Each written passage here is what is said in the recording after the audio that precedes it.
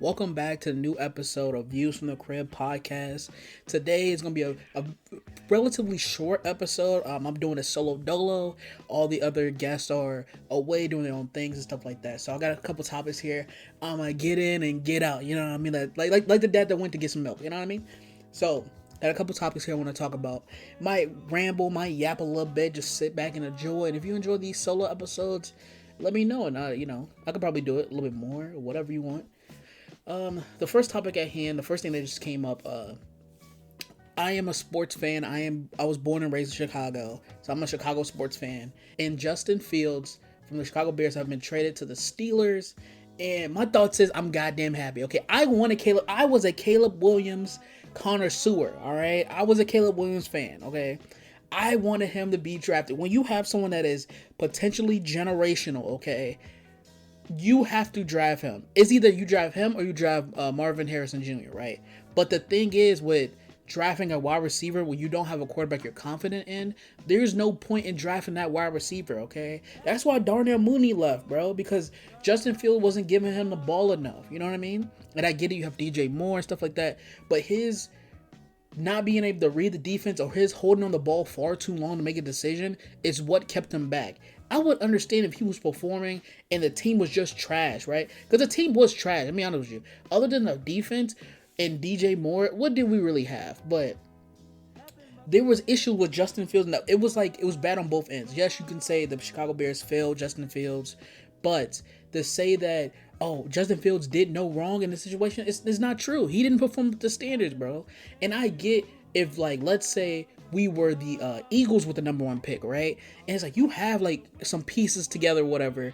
You have a quarterback that you're thinking about, that you have, right? That you've been to the Super Bowl with. You're not going to trade him and draft another. You know what I mean? Like, that doesn't make any sense. You use that to build and try to win a Super Bowl. This isn't that situation. We weren't a winning team, okay? We was not winning at all. And to the Bears fans that were sitting there holding and clutching their pearls, like, oh my God, Justin Fields must stay. Like, if you trade him, I'm done being a Bears fan. It's like, bro, what did he prove? He wasn't that good. It's like me getting mad when they trade. Let's give an NBA example. Like, if the Nets, this wasn't what happened, but let's say the Nets traded D'Angelo Russell for Kevin Durant. That was the trade that got Kevin Durant here, right? And it's like, bro, why would I be mad? Yes, like, he had a decent season with the Nets, but you got Kevin Durant, bro. And maybe it's a bad analogy, but you have like this generational talent coming in for someone who did okay, but still didn't reach the standard that you wanted, bro. Like, we didn't even hit the playoffs, bro. And then when it came to going up against our rivals in the last game, he played bad. Like, I'm sorry, like, I'm not the one to get super attached to players, you know what I mean? Unless they're performing good. Like, if we're constant in the playoffs, we go into the first, second round, you know what I mean? I'm okay with sticking to some pieces. But, like, same thing with the Bulls. When they hold their players so tight, even though we haven't gone anywhere, it's so baffling to me. Like, bro, it's okay to trade these pieces. Justin Fields will thrive in Pittsburgh after the year or whatever. It just sucks because they're paying for him to be a backup, but whatever, that's their problem, not mine. The trade back with being like a 6th round pick is kind of underwhelming, but hey, no one else wanted them, so fuck it, okay? We're getting Caleb Williams or Drake May, but I think I'm pretty sure it's gonna be Caleb Williams. Like, the way Justin Fields fans were just like, oh my God, it's a podcast I listen to. And it was a bunch of grown men because the day before when we traded for the wide receiver from Los Angeles, they was like, oh my God, this is for Justin Fields. Justin Fields is staying. We're reading the tea leaves is right. And they got people on there saying, yeah, it's right. There's no way to trade Justin because everything lines up that Justin is staying and stuff like that. And now that they traded Justin's like, I'm not even going to give Caleb Williams a chance, okay? If Caleb Williams don't perform on game one, he is a bust. It's like, bro, we have to temper our expectations. Even if he's generational, it still takes time. Like, Wembanyama is not taking the Spurs to a championship, no matter how good he is. You know what I mean? Even if the teammates do give him the ball. But you still see the talent there. I'm not saying we need to make the playoffs. Like, we do need to win more games. We need to win more than 3 games. Like, bro, if we don't win more than 3 games with the talent here, there is a problem. But I'm not saying we have to make the playoffs and also beat the game, almost make it to the Super Bowl. No, because that is ridiculous, dude. I don't think he's gonna have a CJ Stroud type season. I don't think it's possible. The fact that people are thinking that is a little bit insane, bro. Like, we need to tamper our expectations before we go all out and say, hey, he's going to be a bust if he doesn't do X, Y, Z. Like, bro, relax. But there is high expectations there. Like, he does need to perform to some degree. And also, I hope he's not going to do this because, like, I don't think he's that type of guy. But, like, if he comes out and Justin Fields number, like, if he picks number 1 and he balls out, oh, he's a G. He already got it. Like y'all traded y'all beloved football player from me. I'm gonna take his number because I'm better than him. Like, if he stays on business like that, like, people treating Justin Fields number 1 like he was Derrick Rose. He didn't win the MVP in this city. He barely won in this city. Yes, he was dealt a bad hand with the team and a garbage offensive coordinator. But people are putting him in high regard, like, oh my God, he did so much for the city. No, he did not. Relax, okay? Just because he was a black quarterback doesn't mean everybody got to freak out, okay? And also, the people hating on, oh my God, Caleb Williams, he painted his fingernails. Who cares? Dennis Rodman was doing wild stuff too in the 90s, but they was winning championships. Y'all didn't care then. Oh my God, he cried in the stands. Bro, when people cry to their loved ones all the time, it happens, bro. Like, when athletes are so competitive and they lose, it happens, bro. I'm not gonna sit here and be like, oh my God, you can't cry and show emotions to your mom. Like, it was in the stand. Like, he wanted to win so badly and he lost. Something he can't, like, go back and win. I think it was for, like, the state championship, something like that. It's understandable. Like, you waited years to try to do this in a moment and you underperform. It makes sense. Sports fans in general are just so, I'm not gonna say corny, but, like, they're a little bit corny, bro. they're a little bit corny, man. It's like, bro, why are you acting like this? Like they're so attached to these players, like they fell in love with them. Like Justin Fields came over and slapped him on the cheek a good time and gave him a wink. It's like, bro, relax, bro. These are grown ass men. Like, and the fact that people's like, oh my God, the locker room isn't gonna survive. Like, bro, you're here to do a job. You're getting paid millions and millions of dollars. They could say, hey, yo, I love working with Justin Fields, but listen, I still have a job to do. No one's going to say, I'm not playing because Justin Fields isn't on his team. That's not going to happen. And also, if Caleb Williams don't want to be in Chicago, tough shit, nigga. Hey, too bad, so sad, okay? Oh, boo-hoo, oh my God. Like, fuck out of here. And so, yeah, that's my thoughts on the whole Bears, Caleb Williams, Justin Fields thing. I'm so glad it's over with now. Now we can stick to the draft and see what they're drafting at with number 9 or doing with the first overall pick. If they also trade down while trading Justin Fields, that's going to be crazy. It's going to be monumental, but I don't think that's going to happen. Next on my list was Marvel Spider-Man 2, So basically, the stuff that was leaked, there was a bunch of files that was encrypted, and so they finally got through the encryption, and they revealed a bunch of, like, dev files and stuff like that. And they revealed, like, a bunch of cut content. Basically, it was destructible environments, and Venom was going to show up randomly and also, like, throw you through buildings and fight you and escape, whatever. Very sporadic, spontaneous. Kind of like, if you play Batman Arkham Knight, how, like, Man-Bat shows up randomly and, like, can catch you off guard and scare you, like, stuff like that, but it's like Venom. I think that would have been perfect. I think it would have been dope. And it shows how rushed this game was. Like, the more and more stuff come out about the amount of stuff that's been cut, if they were able to put all this in the final game, this game would be completely different. And if it wasn't for the contracts being leaked, I could have hoped that, they can pull like a Cyberpunk and, in a few months to a year, slowly release all this content and make Marvel Spider-Man 2 a brand new game. But I don't think that's going to happen. There's no way that's going to happen. You see the amount of games that they have to work on. Their due dates and schedule. And it's contractual. Like, they have to get this stuff done by a certain date. You know what I mean? And they have to succeed. It has to be good, because if it doesn't perform, then they get hit with fees. I think it was Sony or something like that. They get hit with fees because of Marvel and Disney. And so the quality issues with Spider-Man 2 is still there. When the New Game Plus update dropped, they was like, the dev kit was still in there where, like, people can use the dev tools and change the game and stuff like that. It's like, this is just ridiculous. Like, the quality of Insomniac is no longer there, and it's super sad to see. I wish that they were able to take some time and really work on the next game, Wolverine or Venom, or whichever one comes out next. But I highly doubt that what they're going to work on is going to be up to par with the other things that they're working on, like the previous Ratchet and Clank and Marvel Spider-Man 2018. But it's really a wait and see to see how everything works out. Only time will tell. After a few years, all these games can't come out, and we can look back and see over the past 10 years and see, oh, you can really tell the quality dropped off, and the X-Men games aren't really what they're supposed to be, and it's all been underwhelming. Or it might turn to a Rocksteady where they make a live service game that pans and fails, like The Great Web, which I'm kind of glad they canceled. I have more in-depth thoughts on my YouTube channel, DJ Cucumber Slice, if you want to go check it out. But it's pretty much a wait and see. I hope they don't go the Rocksteady amount where it's like, okay, we're so done with Spider-Man and Marvel, we just want to throw some trash out so we can bomb and we can do something else. But we just have to wait and see. Once again, it's a wait and see game. You know what I mean? Can't judge it too harshly yet. We just have to wait and see. Right now, I'm disappointed. But, in a few years, I can be like, okay, my stress, my problems with my worries have went away, and it's no longer an issue. But yeah. Also, Sony, it's been leaked that Sony's making a PlayStation 5 Pro. And it's like, bro, y'all barely got any fucking games out to begin with. Why are you putting out a PlayStation Pro?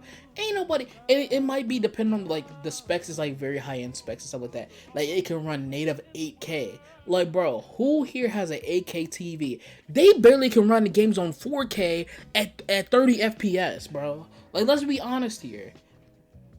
A PlayStation 5 Pro should have it where we can play ray tracing at 4K, 60 FPS, and it shouldn't be a graphic setting. That's the point where I want to get to. Not this 8K 30 FPS. Like, bro, we're over 30 FPS, bro. Like, it should be now. Like, this ain't the early 2000s. This ain't the 2010s anymore. We should be at a point where they should have focused on 1440p 60 FPS. I don't know why they jumped straight into the 4K stuff. Like, they're pushing resolution over frame rate, and it makes no sense to me, because the games that are mostly impacted are the games they're trying to sell. Like, bro, playing Spider-Man at 60 FPS, playing first-person shooters in 60 FPS is night and day difference than playing in 30 FPS, bro. And it seemed like PlayStation and other consoles are in such denial, other than Nintendo, because Nintendo's in his own pocket, but like in such denial with, oh, we need to have the new resolution, so you put on the big screen that no one can afford and it looks great. Like, bro, I'm not here for that. I don't want that. What are we doing here? It's just very disappointing. And if it's $700, it's not gonna sell that much anyway, because who's spending a $700 game console at this price in this economy? Okay, people could barely afford a McChicken, a hash brown from McDonald's, bro. But fuck McDonald's, but you know what I mean, man. Next topic on my list is Sydney Sweeney, this whole discourse. So basically, what's been going on is all over Twitter. Sydney Sweeney is an actress who is very famous. She is very attractive. That's why she's famous. She's a great actress. Let me not even downgrade her to just for looks. She is a very good actress. Okay, she killed in Euphoria. I'm looking forward to watching Immaculate. Like, she should have been in horror movies. The fact that this is like, I think one of her first horror movies she's done, she should have been in horror movies. Like, she could be the scream queen of this generation easily. And so basically everyone is simping over her, right? Because she has like a huge bust. Okay, let me put it in simplistic terms. You know what I mean? Her tits are huge. Let me throw the classics out the window. Her tits are huge. That's basically what it is. And so the discourse is, people are using this for politics. Like, every time she goes out and she has like her cleavage out or whatever, she's wearing very nice stuff at award shows or whatever, they're like, oh my god, the liberals don't want this to be a thing, or the conservatives just like, and I'm not gonna make this a political podcast. I really don't give a fuck. Like, if you any side of respect, I don't care. as long as you're not hurting someone, you know what I mean? I don't care what you do. And also, I speak for other guys. We don't give a damn what your politics are, bro. Don't bring that shit over here. But it's just so weird. They're taking, like, how do you make boobs political? Like, this is something, you show a caveman that they're like, yo. You know what I mean? It's like, being hot is like a universal term. Like, everyone finds things differently that are attractive. But for the basis, everyone can find something hot, okay? Even people who are like asexual or like, you know, gay or lesbian, they can find something hot in something. Like, there is something that turns someone on in the world. Like, it's beautiful, it's disgusting, but it's amazing how we all connect about one thing. Like, bro, like, even like, let's say for example, I used to date this chick, right? And she was straight, right? She into men, obviously, because we dated, but like, into men, heterosexual, I think that's the term, straight as an arrow, right? But she would definitely say, oh yeah, that chick's fun as fuck. Like everyone knows, when you see someone bad, everyone knows they seeing someone bad, okay? When you looking, and it's like, damn, who is that? Like, you know what I mean? You ever be in a grocery store? Like, it's always when you dressing bummy. Like, it's never when you in your best dress, you see someone looking good. But when you dressing bummy, when you go to the grocery store, when you go to the corner store, when you go like up the street for a little bit, you got your joggers on, you got a hoodie, your hair is not done, even got a bonnet on, got a fitted cap, you know what I mean? In your Crocs, going in the grocery store, and I remember this one time, well, let me finish to say, you got your Crocs stuff on, and you seeing a baddie, and you like, damn, I ain't dressed good, bro. Like, this one time, my mom wanted to get some juice, right?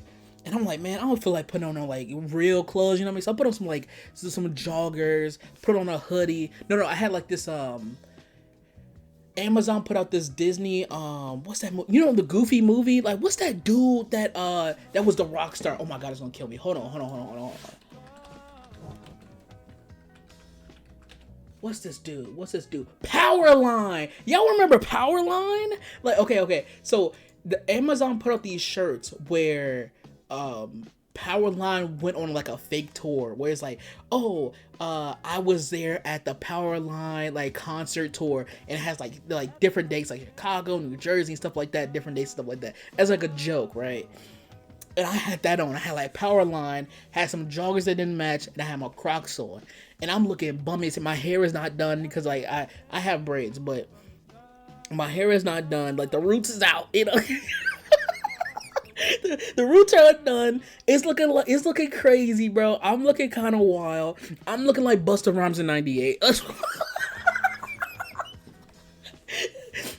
Rhymes in '98 is crazy. But listen, I'm looking crazy as fuck, right? I with my mom, we picking up some juice, right? We get in line. I kid you the fuck not. It was the finest girl I've ever seen in my life, and I'm tight because it's like, it feel like the universe be wanting to piss you off. Like the universe, the if you believe in God, it feel like everything was lined up where I have to be in this line with this baddie, bro. All the other cashiers, no disrespect to them, they're probably beautiful people on the inside. They was looking kind of wild, you know what I mean? Looking kind of wildebeestly. Looking kind of crazy, but I get in line and it's this fun, beautiful. I'm like, yo, like, I'm on some, like, you ever see someone so fine you nervous to look at? It's like one of those, and like, hey, listen. Game is game, right? I know people like, you know, I'm never too nervous to talk to someone. Listen, that's why you end up in jail. That's assault. Leave that poor woman alone. Like, I'm definitely a part of people that don't like to hit on people at their job and stuff like that. Because obviously, when you at a job, you're here to work and go to fuck home. You're not here to have some weirdo guy or gal try to flirt with you in spit game and you're stuck in this location. It's kind of weird. It's uncomfortable. She was so fun. I was legit. I was like, yo. I was like, Mom, let's hurry up. Let's go. And she's like, why are you in a rush for? It's like, bro, like, I'm not trying to embarrass myself. You know what I mean? And you know how moms get, bro. Like, they'll sit there. They try yapping up with the cashier. Oh, yeah, like, you know, my son did blah, blah, blah, blah, blah. Like, Mom, don't tell her about my backstory. You know what I mean? I try to keep the Lord sacred. You know what I mean? I can't give it all the content. You know what I mean? She might want to be mysterious to the brother, you know? he like want to get to know somebody, you know what I mean? No, but so fun. And I'm mad as shit. I got this stupid ass power line shirt on. Look, like I look goofy wearing this fucking shirt. I'm like, God damn it. You know what I mean? And then I swiped the card and it declined. I wanted to kill myself. Listen. What did Logic say? I don't want to be alive. I don't want to be alive. That's what it was. I was like, oh, it's raps. It was rap. It was the declining because my phone was my car was locked. But I was like, God, I was like, hold on. I was like, wait a minute. And you know that look when they look at you and it's beeping and they're looking at me? I was like, they got me. I can't be broke and ugly, you know? I can't be broke and ugly. Broke and ugly is crazy. I gotta pick a stroke. I can't be, listen, I might be ugly as hell, but let me get some bread in first, you know what I mean? But yeah, so universal, I forgot the entire point I was on. I was just fucking rambling. But universal language is people be hot. And the fact that Sadie Sweeney is a struggle person to me. Because if I'm constantly looked at before my body, and it's like, oh my God, like, you know, the way people talk about her is like she's not human. It's very disgusting. But she like the way she talks about it, she takes it on her chin. But especially the whole SNL skit thing that she did for Saturday Night Live. That weird ass skit when she's trying to flirt with everybody. What the fuck are they do? Saturday Night Live. Can't say words. Saturday Night Live hasn't been good in like 20 years, but I did check out some clips here and there. But it was funny, but it was very self-aware because like obviously people find it very attractive because of her tits and stuff. And it was that one point where I don't want to say it was a black woman. I'm pretty sure it was. I'm 80% sure. She was mad at Sydney Sweden because like, oh my God, if you take away her tits, she's so fucking ugly. And they had black women bombard her, and that's why she got off Twitter. And it was like, it's so bad. It's like, bro, people really be like, I want to be that good looking where people are so fucking mad that I'm that good looking that they want to attack me for. It's like, bro, why the fuck you look so good? What the fuck? What are you getting dressed up happy for? You know those bitter people? It's like that. That's what I'm trying to be. But she's better. She's stronger than me, okay? Because honestly, if I look this good and I'm constantly around my co-stars like, oh my God, she definitely slept with him. She definitely did this at the third behind the back or whatever. I would, during SNL, I would definitely blow my brains out in front of everybody. The crowd would have had a thing to remember. You know what I mean? Speaking of Twitter, a beautiful trend that happened over the week was black fathers and their kids. So basically, what people did was they posted their kids, like if black fathers posting their kid, holding them like, you know, the Simba pose, you know what I mean, from the Lion King and stuff like that, or holding them with one hand, and they were challenging other black fathers to join the trend. And it was so, like, if you want something that really makes your heart melt, like, because you know the stigma of black fathers don't be with their kids, and you know what I mean, and they always abandon, and single mothers, you know what I mean, and constant things like that. But this was a very beautiful side of that, other side of the story, where it was one dude holding all his kids at once and stuff like that. Or like, it was people making fan art of the kids. It was like one where they hold the, like, it was like a little boy. And the little boy had like a smirk, you know what I mean? He had that shit on, you know what I mean? And someone made fan art of that, like, oh, he's the mastermind of the thread and stuff like that. People was making mini lore of each picture of how, like, it was like Codename Kids Next Door or like Baby Geniuses, like they all got together to make the fathers do like that. I love, like, positivity. I love that. Like, you know what I mean? Of a stigma that's negative, they're flipping it positive. I love that. All the pictures, like, you can pretty much look it up. The different pictures of fathers with their kids and holding them up, and each one gets more and more dramatic, where like they're standing a baby on their toes and then, you know, holding one in the sunlight, and one got different hats. Now it's just very adorable, and I really love positive black trends like that. And Twitter has become a cesspool, obviously, ever since Elon Musk bought it and ruined it. But even before then, it was like one thing that, like, basically black communities did was, like, they would thrive off of what if scenarios. Like, oh my God, what, like, the whole, like, every TikTok trend about couples started from Twitter. If you want to see the origin of these stupid TikToks, was like, oh, my date took me to the Cheesecake Factory and I don't like that because it's not up to my standard type shit. You know what I mean?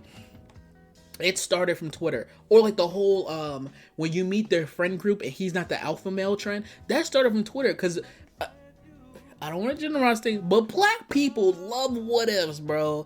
Like, yo, what if you go to a birthday party and you order food? Are you splitting the bill with everyone else? No, I'm buying my food, bro. Why is this a thing? And it's so jarring because Twitter isn't a real place. But there are people that legit read Twitter all day and think it's normal. Like, it's so weird. Like, what was it? One girl was like, oh, I asked my husband if I'm tired after work, like, would you be mad at me if I let you watch the kid? And he's like, no, what type of question is that? It's my kid too. Like, what the fuck? Like, stuff like that. It's like, bro, you have to think, what, like, any functioning human being would, like, this shouldn't be a question. Like, why is this a problem? Like when I take someone out for a date, right? I pay for bill. It depends on who invites who out, right? That's how I treat it as. Each person is different. If I invite you out to dinner and we go to dinner or whatever, I'm paying for it. You know what I mean? It's no big deal because obviously I made sure I have enough money to pay for the fucking meal, right? But if they invite me to something, I'm expecting them to at least chip in a little bit. Like, hold on, don't have me come to Ocean Prime and you order a T-bone steak. You know what I mean? And I get something crazy, and you're like, yeah, so you gonna cover me? Excuse me? What do you mean by that? I'm looking around the room. We splitting that bill like crazy. What? But it just depends. Like, you know what I mean? It depends on the person. Depends on who you with. Depends on the vibes. Like, I love, like, in terms of like dating, stuff like that, I love the late night drives, the chilling with someone that you rocking with, you know, trying to get to know the person first. And then you can do like the different dates and stuff like that. Like, it's different things you can do. Like, it's to each his own. I'm not gonna sit here and tell you, oh, if you pick up a chick, you have to take him to Texas Roadhouse. You know what I mean? Like, no, like that, or like, you know, like it's stuff like that. It's like, it depends on the person. You know what I mean? You just gotta vibe with someone. And I know a lot of people are at the point where it's like, oh, I'm done with dating. I can't do dating anymore. People are shitty, and it's facts. Some people are shitty. I can't lie to you. I'm not gonna sit here and pretend that, oh, my dating life has been perfect, because if it was, I wouldn't be making podcasts, bro. Like, listen. If I had if everyone had the love of their lives right now, half the topics we'd be talking about would not exist. Let's just be honest here. Let's just be honest here, okay? Imagine you're perfect, your soulmate, perfect from top to bottom, how they look, how they dress, how they act, and all that stuff like that. If you had them next to you right now and y'all was in love and y'all was married, you would not be digesting half the shit you digest now, okay? And that's what, honestly, I am a helpless romantic, okay? All my friends will tell y'all this. I truly believe that true love can happen, and it changes people, stuff like that. I've seen it. When you meet someone that is a healthy relationship, I must say healthy, because some of y'all confuse healthy with unhealthy. Healthy relationship, it changes you because you want to do better for that person, right? Like, I was in a relationship with someone, and they literally, like, I wanted to be better because I was with that person. It's like, yo, I don't want to, like, I don't want them to think they're with a bum type thing, you know what I mean? So I gotta do better, you know what I mean? Or, like, I gotta do, like, obviously you do things for you, but there is a little bit of a chip on your shoulder especially when you pull a baddie, like, listen. When you pull someone that's bad, you know what I mean? Someone that's normally, like, let's say out of your range of what you pull, right? You know what I mean? Where it's like, obviously love is love, beauty is an eye of the beholder, but, like, obviously you know what I mean, where it's like, oh, okay, this person is like, yo, like, what that song said, they got their own house, they got their own car, you know what I mean? They bad as hell, they mature and all that stuff like that, and they fine, you know what I mean? It's like the stuff like that. Or, like, you really vibe with a person that you know what I mean? It's like, there's a certain standard of, like, okay, I want to improve myself a little bit more to a lot more, depending on, like, how much you're committed to it, for this person. And I'm not saying, oh, you must consume yourself with being, like, you have to change your entire personality, because they fell for you for a reason. Like, that's obviously you wanting to be with them, and they wanted to be with you, and something attracted you two together. But there is a little bit of, okay, I have to do this. Like, I can't be sitting in bed for 16 hours a day, getting up, eating Cheetos, scratching my balls, and going back to sleep. You know what I mean? It's like, bro, it's not even cool. Like, you know what I mean?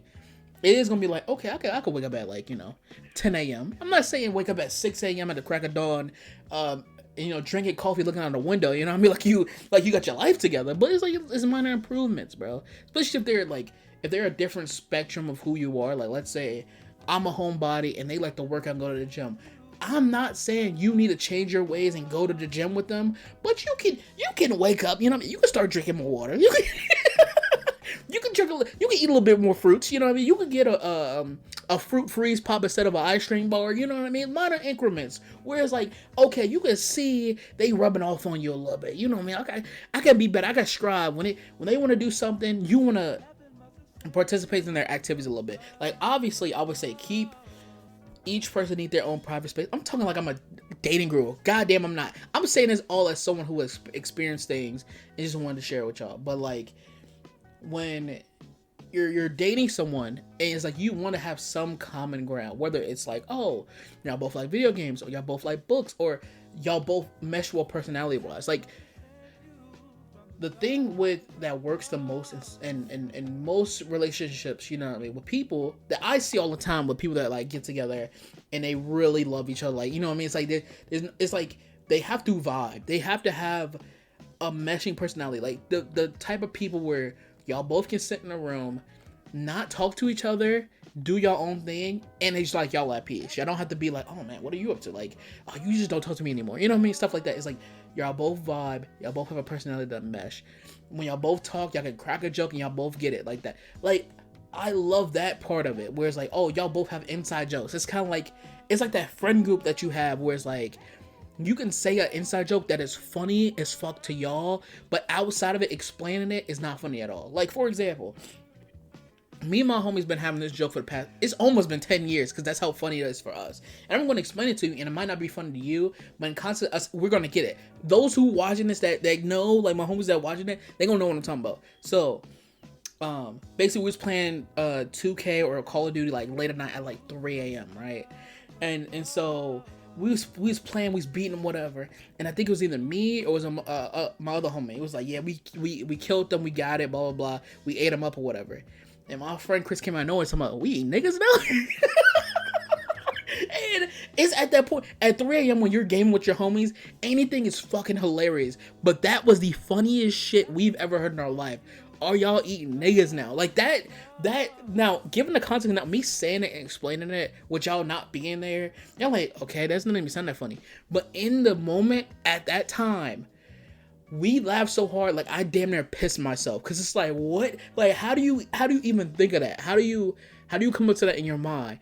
And the fact that it's 3 a.m. on like a Friday night, no school tomorrow, we playing Call of Duty trying to get the Dark Matter skins on Black Ops 3. It is the funniest shit I've ever experienced in my life, okay? And I'm sitting there dying. I'm smacking on the bed, you know what I mean? I'm rocking back in my chair. I'm tears is coming in my eyes. We can barely, you know that good laugh when you can barely breathe and you just like, there's no laughing, there's just air being sucked out of you. That's what it was. And so when you find someone romantic like that you're gonna have those moments with, that's what really connects. Like me, I'm speaking for me personally, but I think that's what really connects people, because you see the connection there. Like a lot of people, they go for, I'm not saying go for someone who's ugly, right? But you have to go for someone that can fit the things that you need, I guess. You know what I mean? Like, you find them attractive, but they're also a joy to beat around. Because when they get older and the attractiveness falls, you're stuck with their personality, if that makes sense. Like, if you're with someone who, like, I guess I could say I dated, like, the whole spectrum, I guess, you know what I mean? Like, whole spectrum sounds crazy, but like someone with no personality and someone with a lot of personality. It is day and night between someone with no personality and someone with a lot of personality. And a lot of personality can be overbearing for people. Like, some people don't like that. Some people like their partner just, honestly, like, just shut the fuck up and do your thing. Please go over there. You're overwhelming me. You're overstimulating me. Please stay over there. I get that. And some people like the, oh, I love the constant communication. I love the constant talking and stuff like that, right? You have to find a thing for you. It's like a puzzle piece, bro. There's so many pieces out there. If you get hooked on this one piece, which I understand, like, trust me. I don't, like, I forget how we even got to this point of view, but I understand how it is with, you're stuck on this one piece. It's like, yo, I want this piece is for me. But listen, days, the sun goes up and the sun goes down, you know what I mean? And every time it goes up, comes back up, the days are different, bro. Yesterday is not gonna be like today, and tomorrow's not gonna be like today, you know what I mean? But you gotta keep thriving, you gotta keep vibing, man. And you're gonna find that special someone. That special someone is out there for each and every one of y'all. Okay, I believe it. Maybe I'm naive. You know what I mean? I feel like Ultron at the end of I feel like Vision at the end of Age of Ultron. You know what I mean?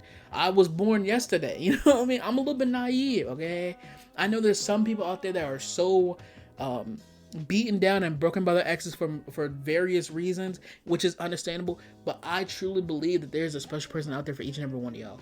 And with that note, I will leave y'all with this. I hope y'all have a beautiful Sunday. Hope y'all have a nice rest of y'all day. And thank you for listening to this pod with me. And I'm out. Peace.